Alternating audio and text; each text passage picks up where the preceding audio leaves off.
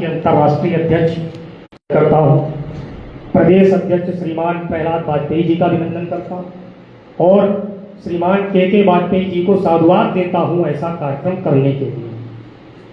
तो अब मेरे पूर्ववर्ती वक्ता ने आपको इतिहास के बारे में भी परिचय कराया और जीवन परिचय तुलसीदास जी का लगभग सर्वविदित है, लेकिन मैं आप सबका ध्यान आकृष्ट कराना चाहूंगा तुलसी के नाम में।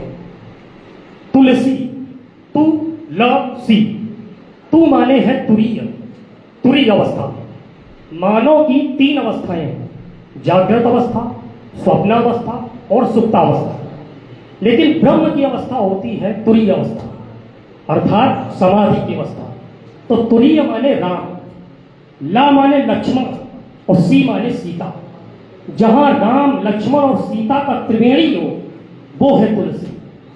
जहां ज्ञान, राम है ज्ञान, लक्ष्मण है वैराग्य और सीता है भक्ति। जहां ज्ञान, वैराग्य और भक्ति का समागम हो वो है तुलसी। और मैं नहीं समझता हूं कि हिंदी साहित्य के जगत में रामचरितमानस से बड़ा कोई महाकाव्य हुआ। और इतना महान ग्रंथ लिखने वाले महाकवि की सरलता देखिए। जब उनसे इस ग्रंथ की महानता के बारे में पूछा गया तो उन्होंने बड़ी सरलता से कहा कि कवित विवेक एक नहीं मोरे, सत्य कहूं लिख कागज कोरे।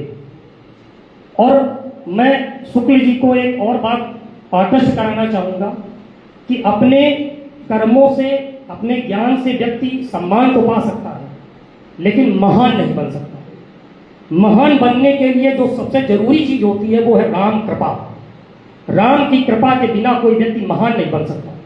तो उसी राम कृपा पर मैं 4 पंक्तियां आपको सुनाना चाहूंगा कि श्री राम कृपा जो करें कबहू, तो निर्धन धन का लुटावत है।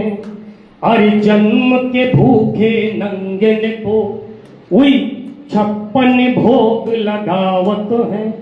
जिनका जग में को जानत ना, उनका चहु और जनावत है। और हम सब पर हुई है राम कृपा, सो जयंती आज मनावत है। हम सब पर हुई है राम कृपा, सो जयंती आज मनावत है।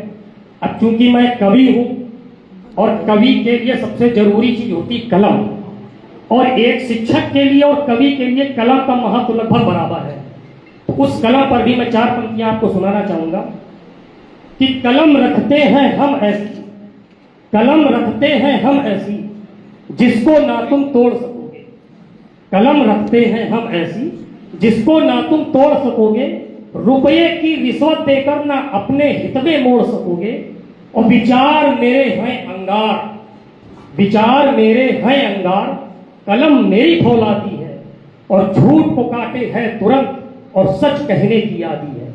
और अंत की 2 पंक्तियां मैं विशेष रूप से ध्यान दिलाना चाहूंगा आप सबका कि ईमान की स्याही भर करके, यह शिक्षक के लिए और कवि के लिए बड़ी आवश्यक चीज है कि ईमान की स्याही भर करके जब ये कागज पे उतरती है, ईमान की स्याही भर करके जब ये कागज पे उतरती है, तभी सच्चे अर्थों में ये कलम कमाल करती है।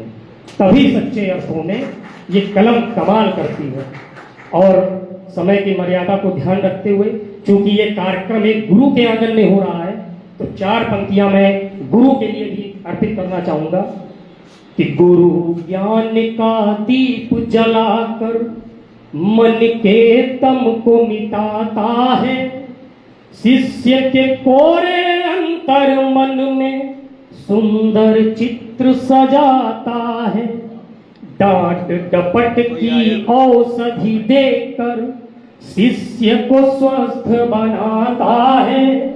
और चित्त के सारे क्लेशों को पल में दूर भगाता है। वेद पुराण गुरु सत्ता की इतनी महिमा बतलाते हैं कि स्वयं प्रभु धरती पर आकर अपना गुरु बनाते हैं। कि स्वयं प्रभु धरती पर आकर अपना गुरु बनाते हैं। मैं इसी क्रम में अंत में एक रामचरितमानस के अंतिम दोहे से